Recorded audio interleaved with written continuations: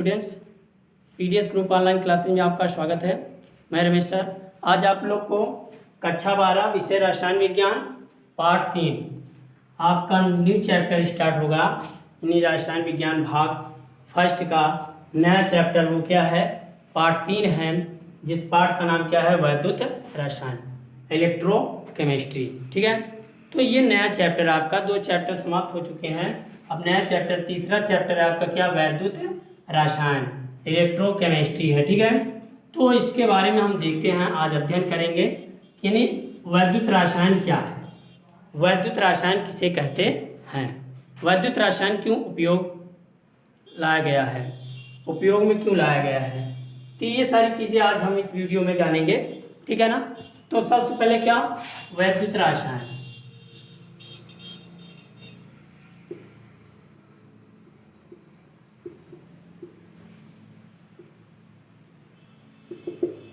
वैद्युत रसायन यानी रसायन विज्ञान की वह शाखा, रसायन विज्ञान की वह शाखा जिसके अंतर्गत रासायनिक ऊर्जा को विद्युत ऊर्जा में, विद्युत ऊर्जा को रासायनिक ऊर्जा में तथा उनमें होने वाले परिवर्तनों का अध्ययन किया जाता है, उसे वैद्युत रसायन कहते हैं। तो यानी रसायन विज्ञान की वह शाखा जिसके अंतर्गत रासायनिक ऊर्जा को विद्युत ऊर्जा में तथा विद्युत ऊर्जा को रासायनिक ऊर्जा में और उनमें होने वाले परिवर्तनों का अध्ययन किया जाता है, उसे वैद्युत रसायन कहते हैं। ये आपकी क्या है, डिफिनीशन है। और ये जिस पात्र में होता है उसे हम क्या कहते हैं, सेल कहते हैं। यानी ये क्रियाएं जो होते हैं जिस पात्र में की जाती हैं उसे हम क्या कहते हैं, सेल कहते हैं। ठीक है, तो देख लीजिए परिभाषा, रसायन विज्ञान की वह शाखा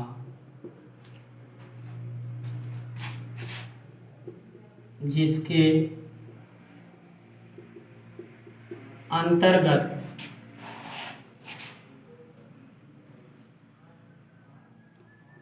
रासायनिक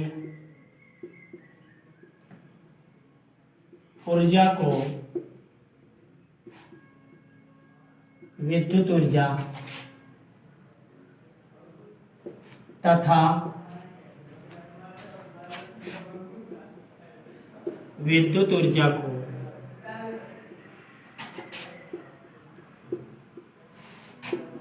रासायनिक ऊर्जा में तथा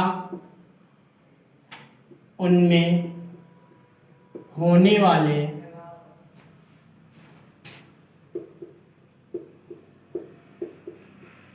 परिवर्तनों का अध्ययन किया जाता है, उसे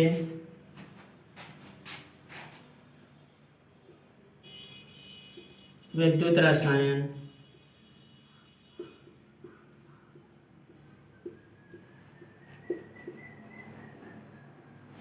कहते हैं। यानी वैद्युत रसायन, रसायन विज्ञान की वह शाखा जिसके अंतर्गत रासायनिक ऊर्जा को विद्युत ऊर्जा में तथा विद्युत ऊर्जा को रासायनिक ऊर्जा में और उनमें होने वाले परिवर्तनों का अध्ययन किया जाता है, उसे रसायन विज्ञान, वैद्युत रसायन कहते हैं। तो ये क्या है आपका, वैद्युत रसायन की परिभाषा है। और ये जिस पात्र में किए जाते हैं उसे क्या कहते हैं, सेल कहते हैं। जिस पात्र में ये घटना होती, ये जिस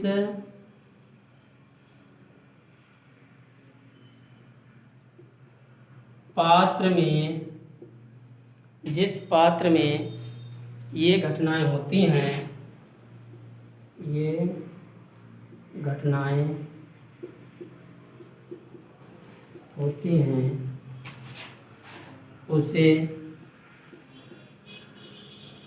सेल कहते हैं।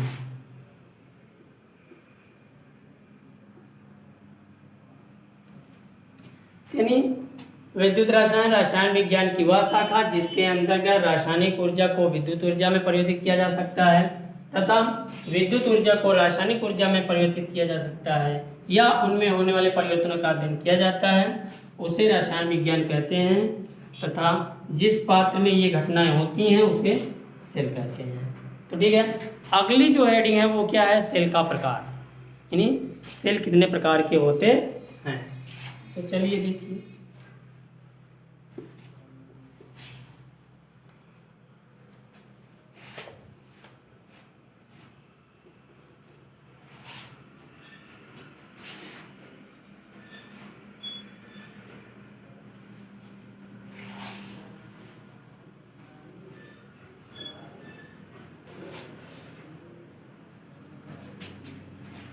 अगली हेडिंग सेल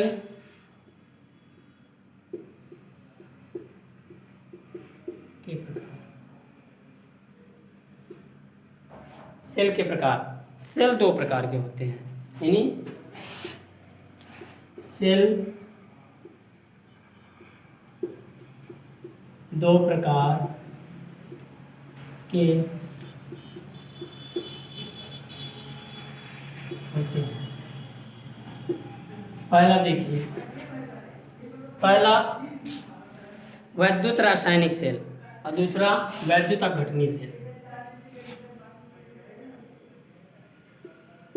वैद्युत रासायनिक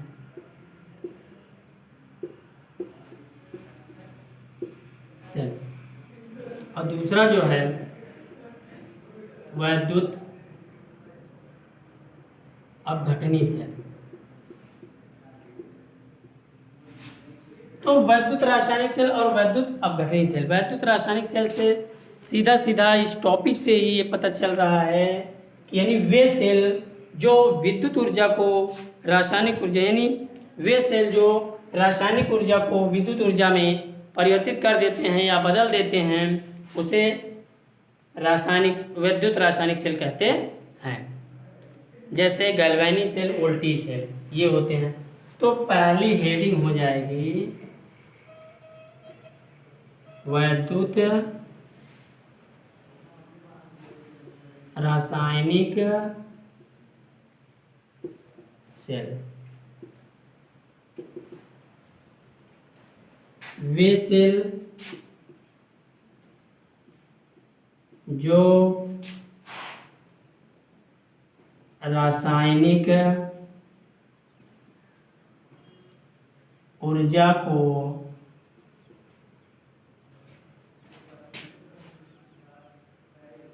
विद्युत ऊर्जा में बदलते हैं, उसे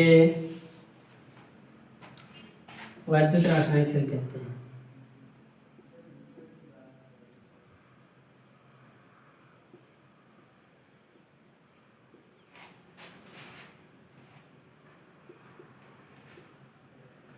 जैसे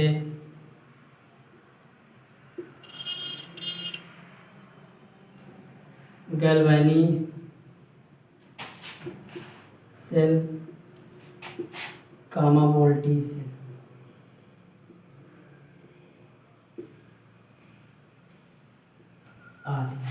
यानी देख लीजिए, वैद्युत रासायनिक सेल, वैद्युत रासायनिक सेल यानी वे सेल जो रासायनिक ऊर्जा को विद्युत ऊर्जा में बदलते हैं, उसे वैद्युत रासायनिक सेल कहते हैं। जैसे गैल्वेनी सेल, वोल्टी सेल। ठीक है, तो ये आपका क्या हुआ, वैद्युत रासायनिक सेल हुआ। अगला जो है वो क्या है, वैद्युत अपघटनी सेल। उसको देख लेते हैं।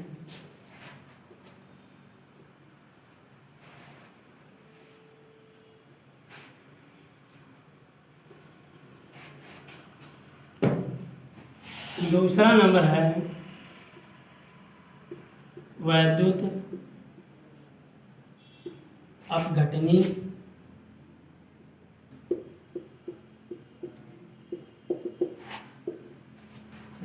यानी वे सेल जो विद्युत ऊर्जा को रासायनिक ऊर्जा में बदलते हैं उसे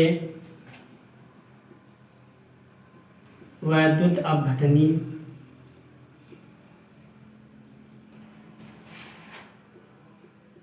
सेल कहते हैं। यानी वैद्युत अपघटनी सेल वे सेल जो विद्युत ऊर्जा को रासायनिक ऊर्जा में बदलते हैं उसे वैद्युत अपघटनी सेल कहते हैं। तो ये आपको सेल कितने प्रकार के होते हैं? सेल दो प्रकार के होते हैं, वैद्युत रासायनिक सेल, वैद्युत अपघटनी सेल। तो ये अब आपका अगली हेडिंग हो गई, अगली हेडिंग आएगी वैद्युत रासायनिक श्रेणी। तो देख लीजिए वैद्युत रासायनिक श्रेणी किसे कहते हैं।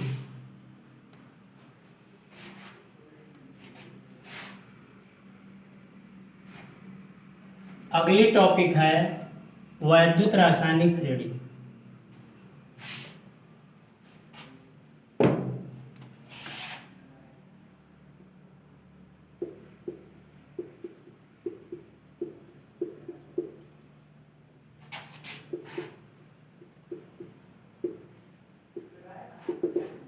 वैद्युत रासायनिक श्रेणी किसे कहते हैं? तो देखिए वैद्युत रासायनिक श्रेणी के बारे में हम अध्ययन करेंगे। विभिन्न तत्वों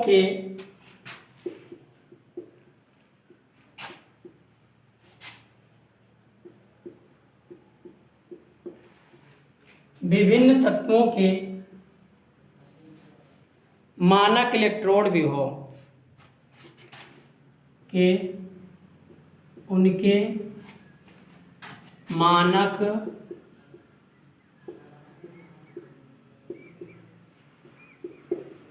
इलेक्ट्रोड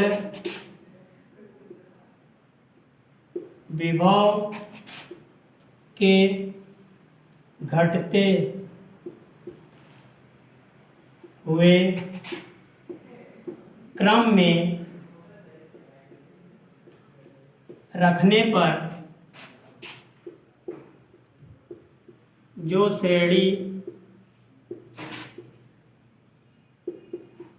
प्राप्त होती है उसे वैद्युत रासायनिक श्रेणी कहते हैं।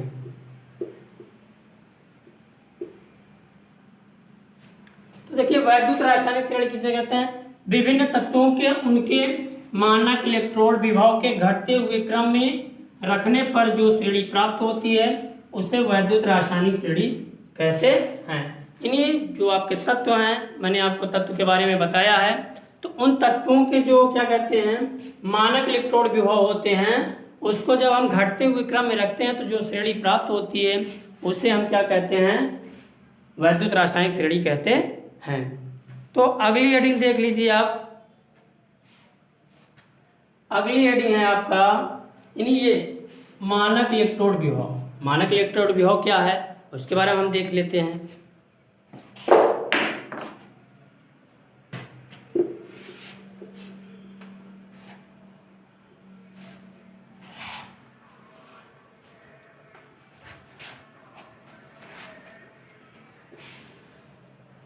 अगली हेडिंग है मानक इलेक्ट्रोड विभव।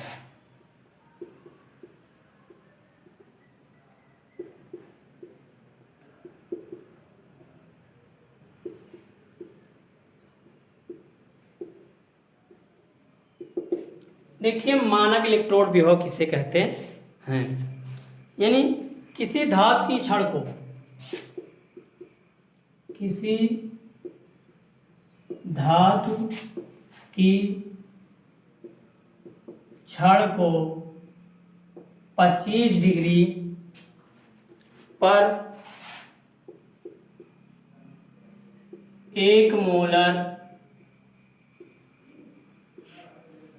यानी 25 डिग्री पर 1 मोलर धातु आयन 25 मोलर यानी 25 डिग्री पर 1 मोलर धातु आयन सांद्रता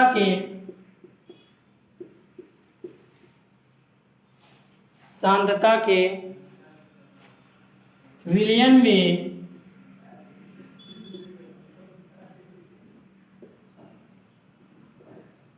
डुबोने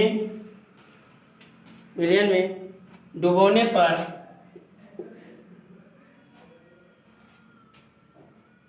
धातु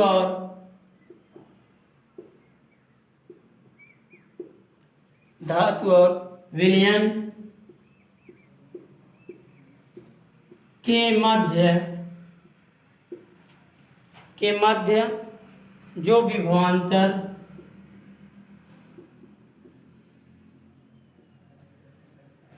जो विभवांतर उत्पन्न होता है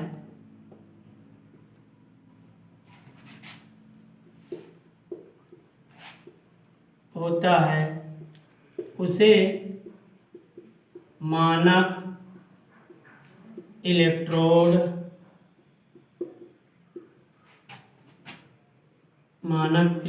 विभव E0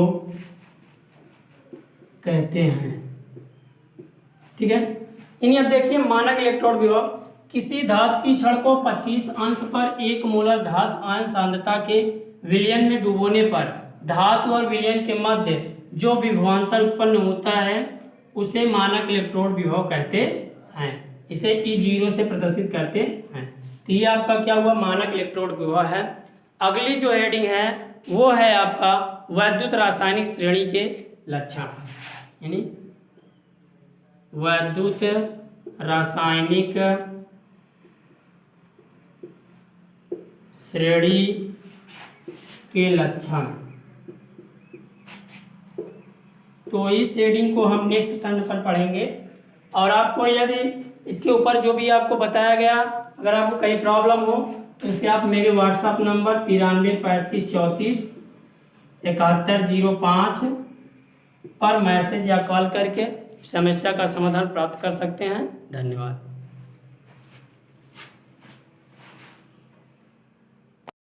सब्सक्राइब कीजिए हमारे चैनल को और बेल दबाना ना भूलें ताकि अगले वीडियो का नोटिफिकेशन आपको आसानी से मिल सके।